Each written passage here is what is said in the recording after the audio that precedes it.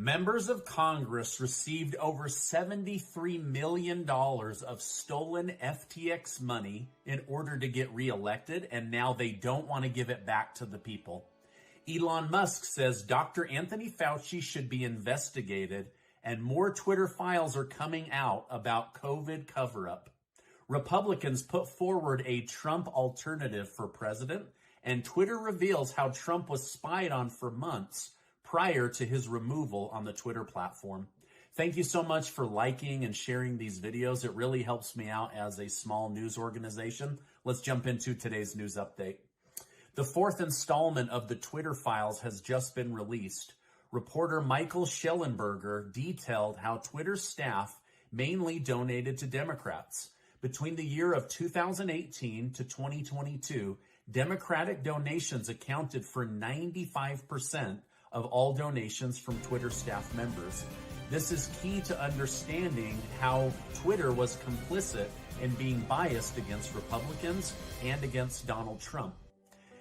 In the case of former President Donald Trump, Twitter went against their own previous viewpoint on a U.S. president. In 2018, Twitter's policy team stated blocking a world leader from Twitter or removing their controversial tweets would hide important information people should be able to see and debate. Twitter also stated they do not attempt to determine all potential interpretations before making a decision. Now, despite these previous comments, Trump was banned from Twitter due to how his tweets were being interpreted on and off Twitter. Former Twitter executive Yoel Roth admitted they treated Trump differently than all other world leaders. He stated in his specific case, we're changing our public interest approach for his account. Just to be clear, Twitter's public interest policy stated that elected officials are allowed to post content even if it violates Twitter's rules, if it directly contributes to understanding or discussion of a matter of public concern. Clear evidence is now available that Twitter staff violated their own rules and policies in order to ban President Donald Trump. Now, some of those tweets have been released, specifically on January 6th, where the former president is telling people to be peaceful, to go home, to not attack. All of that was removed, and so the media has forgotten, maybe on purpose, that he had asked people to leave. Now, in the case of former Twitter CEO Jack Dorsey, he may be in big legal trouble. It's now come out that he purposely misled and lied to many people in Congress about shadow banning, the Hunter Biden laptop story cover-up, and the banning of a U.S. president. It also appears that Yoel Roth of Twitter was having secret meetings with the FBI months in advance of the U.S. election regarding how to handle Donald Trump and his Twitter use. The FBI denies anything to do with this, but the FBI has basically shot their own credibility in the foot, especially when it comes to social media. We know now that Yoel Roth was using secret language in order to cover up his FBI meetings with the FBI, specifically around what to do about Donald Trump. This is in September, October, and November before the U.S. election. Representative Kevin McCarthy of California says if made Speaker of the House, he will be issuing subpoenas to the 51 former intelligence advisors that gave sworn affidavits that the Hunter Biden laptop story was fake. We have since learned that they collaborated and lied in order to cover up this story, and Kevin McCarthy says the American people demand answers. New Twitter CEO Elon Musk is also facing backlash for his recent comments about Dr. Anthony Fauci. About half the country loves Dr. Fauci, and the other half don't like him. Well, Musk stated, "My pronouns are prosecute Fauci," in a recent tweet. Former astronaut Scott Kelly responded to the post stating, "Elon, please don't mock and promote hate towards already marginalized and at-risk members of the LGBTQ plus community. They are real people with real feelings. Furthermore, Dr. Fauci is a dedicated public servant whose sole motivation was saving lives." Musk responded with, "I strongly disagree. Forcing your pronouns upon others when they didn't ask and implicitly ostracizing those who don't is neither good nor kind to anyone. As for Fauci, he lied to Congress and funded gain-of-function research that killed millions of people. Not awesome, in my opinion. Now, Fauci himself has previously claimed that these comments are completely incorrect, that he never lied to Congress. We will eventually find out more details as an investigation into Dr. Anthony Fauci is pending, Republicans taking over the House of Representatives in January of next year. Now, I find it interesting that Senator Mark Kelly made this about pronouns and not about the accusations against Dr. Fauci and how he played a role in gain-of-function research and the lockdowns and also forced vaccines. So it'll be really interesting to see what comes of all of this. Another Republican chimed in on this. Senator Rand Paul said over the weekend that Dr. Fauci will not escape Republican questioning under oath, and he will have to prove that he didn't have a part in gain-of-function funding, cover-up of the lab leak theory, and the lockdowns. Now, Republicans are now floating the new idea of having Senator Tim Scott of South Carolina be the main person to take on former President Donald Trump when it comes to running for president in 2024. Senator Scott is a conservative in his approach and good with words and policy. It appears some Republicans are chomping at the bit to get a Trump opponent on the ticket, as Governor Ron DeSantis of Florida still has not put forward his bid to run for president in 2024. Now, as of right now, even Senator Tim Scott hasn't officially put forward his name or an official bid to run for president. But again, it seems that there are those within the Republican Party that would like a big, well-known name to go against Donald Trump. On the Democrat side, well, I guess not on the independent side, Senator Bernie Sanders says Joe Biden is a great president, but he is seriously thinking about running for president again in 2024. Sanders is up there in age, but seems to be mentally spry and up for the task if Biden chooses not to run. Let me know your thoughts in the comments down below. What do you think of Senator Tim Scott? What do you think of Senator Bernie Sanders as presidential candidates? I would love to hear your thoughts. More details are coming out each and every day about the FTX crypto exchange Ponzi scheme. The new CEO announced today they are still finding more and more money, but as of today, they have found FTX CEO Sam Bankman-Fried gave over $73 million of stolen money to members of Congress to help them get reelected. The majority of that went to Democrats, but some of it did go to Republicans. At first, it was believed to be around 20 million, then 40 million, then 50 million. The new CEO says it's well over 73 million, and they're still finding more and more donations that went out. Now, likely hoping he would get attention for being a magnanimous donator to political causes, or possibly it was strategic to get a lighter sentence. But either way, he was giving away tens of millions of dollars of stolen money. Maybe you put money into FTX, and that money went to these senators and these House representatives. However, the new CEO has said politicians should be prepared to have that $73 million of stolen money clawed back from them. This means members of Congress will have to decide whether to return stolen money to Americans or give themselves a hall pass and say, we didn't know, but we're not giving you back your money. Now, based on everything you know about Congress, do you think they will do the right thing, or do you think they will justify a way to keep that stolen money? Let me know your thoughts in the comments down below. Over 1,000 illegal immigrants stormed the southern border this weekend and forced their way into the small town of El Paso, Texas.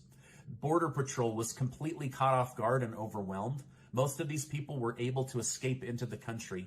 We have no idea who these people are, but based on photographs and video, the media is saying it looks like it was mostly men who were able to break into the country this weekend. Treasury Secretary Janet Yellen has made a stunning prediction regarding inflation.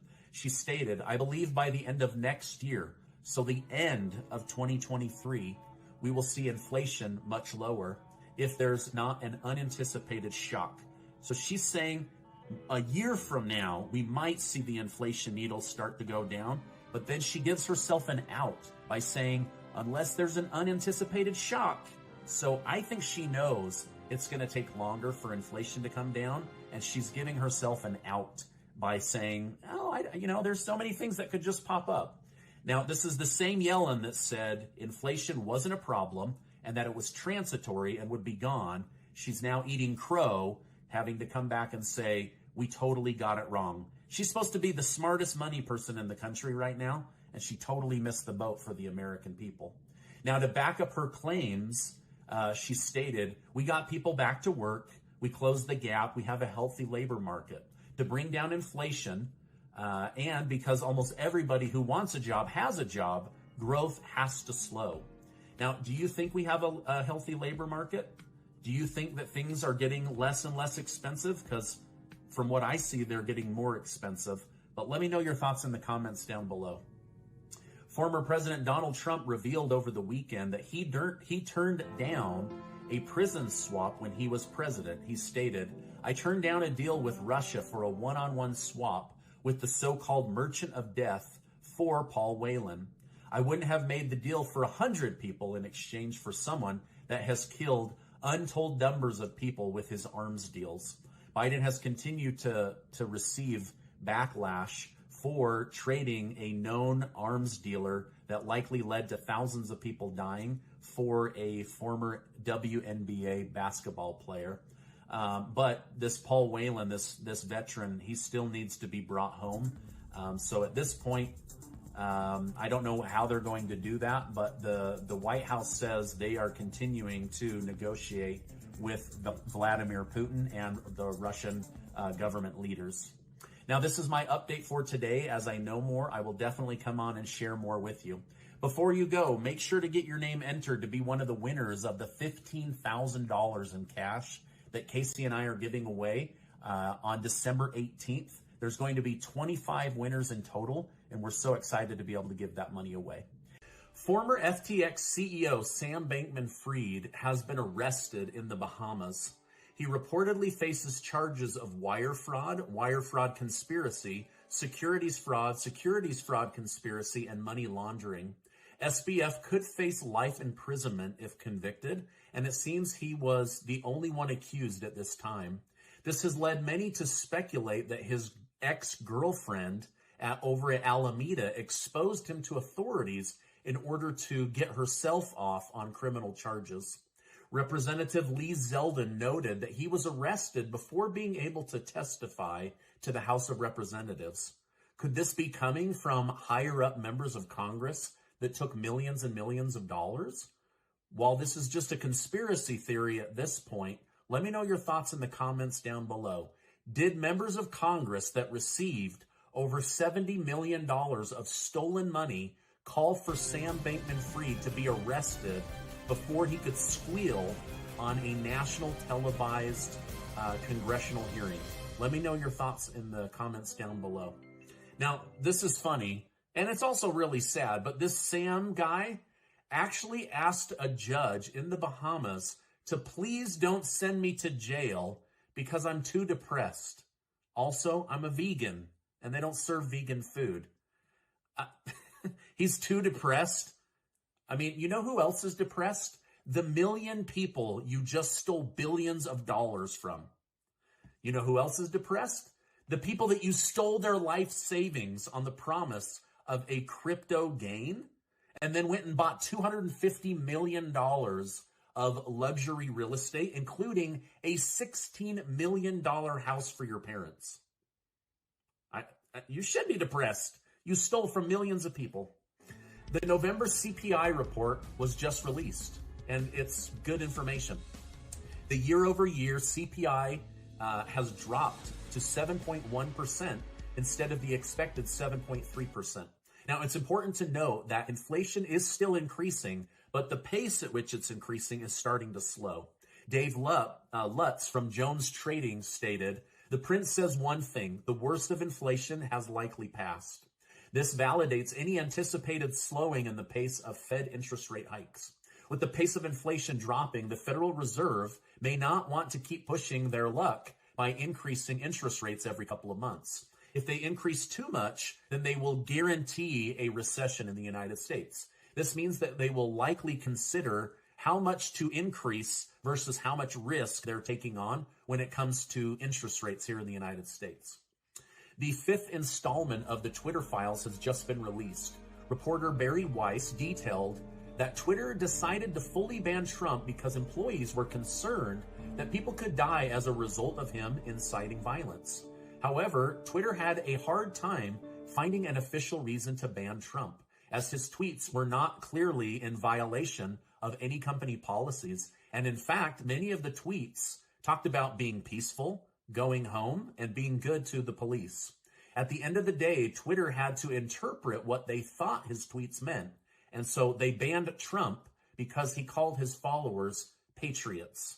So I guess being called a patriot is considered inciting violence. Now, this wasn't the main point of the new report from independent reporter Barry Weiss. The reporter also showed how Twitter treated other world leaders who actually do incite violence on Twitter. Other world leaders have called for certain groups of people to be killed or exterminated or murdered, but they weren't banned from Twitter. They directly called for violence. This simple fact alone seems to be great evidence that Twitter had bias against Donald Trump, most likely because he was a Republican president and they are a Democrat company. So just that difference in ideology allowed them to succumb to the pressure of the FBI to start looking for ways to suppress the sitting president months before the 2020 election. Now, this is interesting. Tom Fitton, who is the president of Judicial Watch, a Washington, D.C. watchdog group, said, "The Twitter files show that the 2020 election was manipulated by one of the largest social media groups in the world." Here's what he had to say. Elon Musk's Twitter files show Twitter activist employees, without basis, suppressed and censored the president of the United States in the days before the 2020 election. This is damning evidence of election interference. To which Elon Musk replied, "Unequivocally true. The evidence is clear and voluminous." Now, I did find it interesting that Twitter and the FBI were working in tandem in secret meetings a month before the 2020 election on ways that they could suppress or block President Trump. This had nothing to do with January 6th. This was months before. They were looking for any excuse to slow his Twitter account, his reach on the platform, or to kick him off the platform altogether. Governor Ron DeSantis has asked a grand jury in Florida to investigate whether COVID vaccine makers misled the American people. He is saying investigate anything that looks like wrongdoing, anything that looks like we were misled, any hidden data, any information that they didn't want us to know that they knew. He wants it all investigated. Now, you might not know this, but vaccine makers were given immunity by the federal government back in the 1980s. Their vaccines can cause harm or death, and there isn't a darn thing that you can do about it. So it's really interesting to have a governor call for an investigation on whether we were misled in any way by these makers. Now, at the same time, Senator Elizabeth Warren is demanding to know why COVID vaccine makers are increasing their prices by 400%. They say the taxpayers paid for this vaccine, and you're making tens of billions of dollars immunity-free off of the American people. With Senator Kyrsten Sinema leaving the Democrat Party, Republican leaders have been trying to woo Senator Joe Manchin away from the Democrats to become a Republican. In an interview, Senator Manchin said he wouldn't become a Republican, but he has considered becoming an independent. Upon digging deeper, Manchin did consider becoming a Republican last year as Biden and other members of Congress badmouthed him in the media, but ultimately he decided not to become a Republican because he simply can't stand Mitch McConnell. Does anybody like Mitch McConnell? I don't see a lot of good about this guy online. It is believed that Manchin will leave the Democrat Party before the 2024 election cycle starts, so I'll continue to update you as more information comes out. New Zealand has taken a bold and interesting approach to save millions of lives. A new law was passed that states that anyone born on January 1st, 2009 or after are not allowed to purchase cigarettes. So instead of having that date to see if you're old enough to buy, they're saying going forward, nobody from this date forward is allowed to buy cigarettes ever again. Now, this is because they're trying to get rid of cigarettes because they're killing people. This is what Dr. Ayesha Veral stated. There is no good reason to allow a product to be sold that kills half the people that use it. And I can tell you that we will end this in the future as we pass this legislation. So they're basically going after the cigarette companies by making it illegal for people to buy them. Just after being exchanged by Brittany Griner, the Merchant of Death, Victor Bout, has joined Russia's Liberal Democratic Party. Bout expressed his thankfulness to Putin and even declared that he would fight against Ukraine in the war if given the opportunity. Referring to the war in Ukraine, Bout stated, "I am proud that I am Russian and that Putin is our president. I honestly don't understand why we didn't do this earlier." Russian media dubbed the exchange a massive victory for Putin and showed the weakness of Joe Biden. Over on Russian news TV, they're mocking our country for this exchange. Now, the Paul Whelan family has actually defended Biden, saying that he is doing his very best to get him released and that they think he's doing a better job than Trump ever did. And so they are backing President Biden as trying to get him back home. Now, this is my update for today. As I know more, I will definitely come on and share more with you. We're fast approaching December 18th, where we're going to pick the winners of the $15,000 in cash that Casey and I are blessed to be able to give away thanks to generous video sponsors. 25 people from the community are going to win, and we're really excited to give that money away.